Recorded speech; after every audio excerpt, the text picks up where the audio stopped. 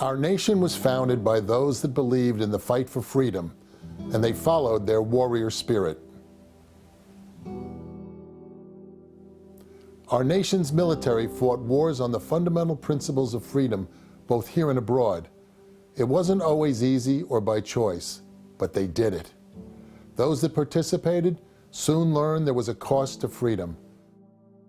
By the early afternoon, we hit the Japs and found out where they were, and unfortunately, things got out of hand and we lost about 21 casualties, three of whom survived, and I was one of those three. It was all jungle warfare, all jungle warfare. I never saw anybody, never saw them. Basically, they saw me before I saw them, and I was trying to rescue my buddy, who was a BAR man, named Charlie Deebley. And then my tent guy, Ralph Ingerson, was trying to help me, and the second bullet that went through me hit him at the throat, and that was the end of him. During the Vietnam War, our country was in turmoil and our soldiers were put to the ultimate test. A warrior to me, I had many men that I was with that maybe were warriors. We were men taking care of each other, trying to get home. That's really what a lot of us were doing. We talked about that over there. What are we doing here? Because by the time we got there, I was there in 69, 70. Well, that was the time period where it was getting kind of, here they were angry about it, and they were trying, the politicians were doing whatever they could to get us out or stop it or do whatever. So we kind of realized that, a lot of us, and what we were trying to do is take care of each other. The other two guys got hit. I wasn't hit, and they were able to get them off, but I was still pinned down between, I had people firing over me both ways. At a certain point, a guy named Bruce Magnuson came off to the right, crawled off to the right, and was able to motion to me to say I could come back. He knew what I was afraid of. I thought I was in a depression, and if I moved, I thought I'd get shot in the head. And people were warriors. People weren't macho or anything. They were warriors in defending other people because of something that was in their heart. Bruce Magnuson could have stayed back and let things happen where they did, but he thought, you know, he saw me as stuck, and he did what he could do to help me get out of harm's way. I lost 26 of my classmates in Vietnam, and I lost one of them because he decided he was going to, one of the soldiers was stuck, you know, and he needed help, and so he decided, I'll just get up and charge those guys, and they got killed. During the conflicts in Iraq and Afghanistan, our Marines and our soldiers were pushed to their limits in a land they could not call home. We knew that there was evil. We knew that we were going to war. And I think we became warriors. You know, I mean, it's like that definition that people say, yeah, you know, boys become men. Yeah, those days we were boys. You know, when we deployed, we were boys, and we became men after seeing what we saw, you know, for the first time. You know, you're picking up your mangled buddies off the ground. You're seeing them bleed. You're applying tourniquets that you used in training that you never thought in your life you'd have to use them.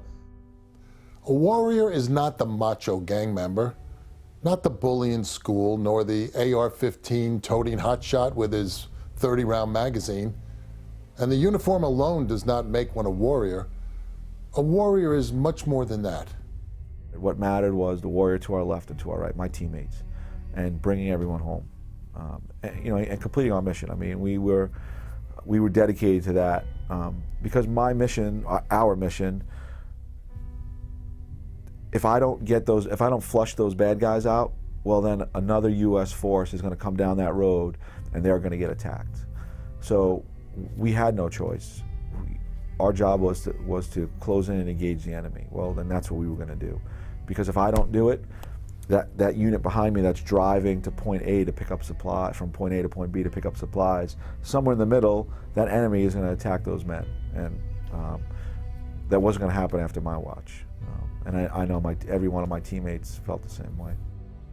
The warrior is someone that says, this is what I love. This is what I hold dear to me. This is my family. This is my country. This is my flag. This is my battle buddy. This is my faith. And if you threaten that, you are my enemy. You will not hurt what I hold dear to me. You will not hurt what I love without first crossing me. We are less than 1% of the population that wants to protect our ideologies, our right of freedom, speech, religion. You know, we're the 10% or 1%, however you look at it, that's going to defend our nation. And those that don't wish to, or can't, or want to, but they're got other things on their plate,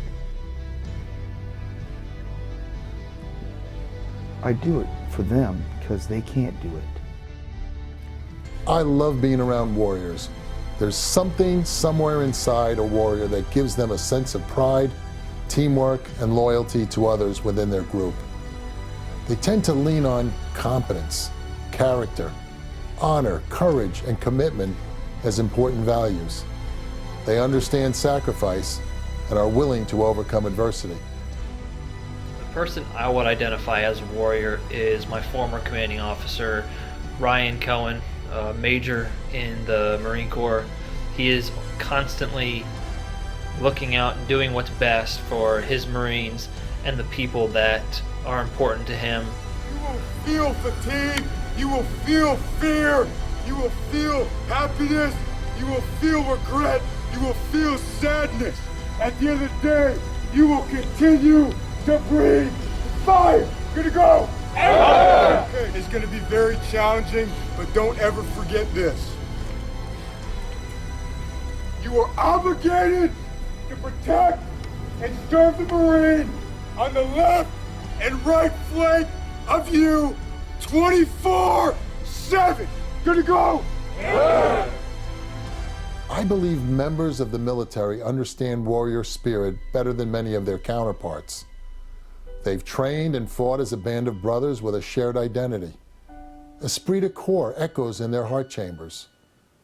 And the oath they all took is the equivalent of a personal check, paid in full, up to and including their life, for a cause greater than self. Warrior spirit evokes passion and love for one's fellow man. Warrior spirit can be patient, kind, yet courageous.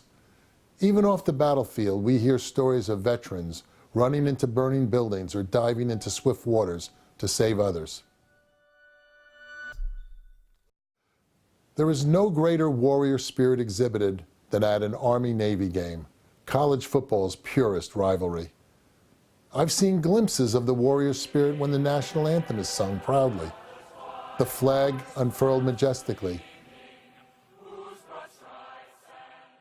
It's the only game that everyone's playing in it.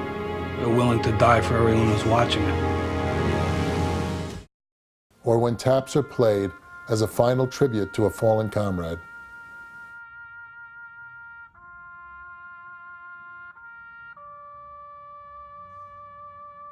Mike was one that liked the challenge, like SEALs 75% dropout. Oh no, I can do that. And that's what he was just like that. And then one day he said to me, Mom, you know, I said, oh, you could be a teacher, you could be a lawyer, you can do anything you want, you're so smart. And he said to me, Mom, there's bullies in the world and I feel like I have to do this. He was just so proud to serve his country and to be a Marine. So his country, the Corps, it was just something that he had instilled in him. And I really don't know the answer because he really never told me. We're all going to die someday, but how many of us can die knowing we loved what we did? And this is Ronnie. Warrior spirit not only remembers those that made the ultimate sacrifice, it appreciates all that have served honorably and risked their lives for the greater good.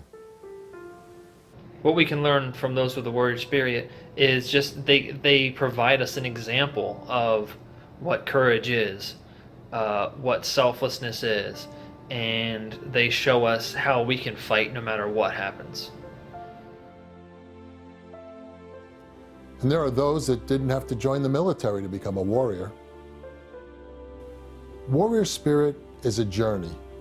For some, it's a story about love. For others, a story of survival. Despite obstacles along the way, warrior spirit overcomes what seemingly is insurmountable. For some, the scars are deep, but from adversity also comes strength. It's a walk that embodies the character traits of real heroes. A warrior is someone who puts others before themselves in all circumstances. Warriors live by ethos and moral codes that encompass bravery, courage, kindness, loyalty, and love. Warriors consistently demonstrate this regardless of their circumstances in all walks of their life, whether on the battlefield or off the battlefield. Warrior spirit may be hard to define, but you will know it when you have it.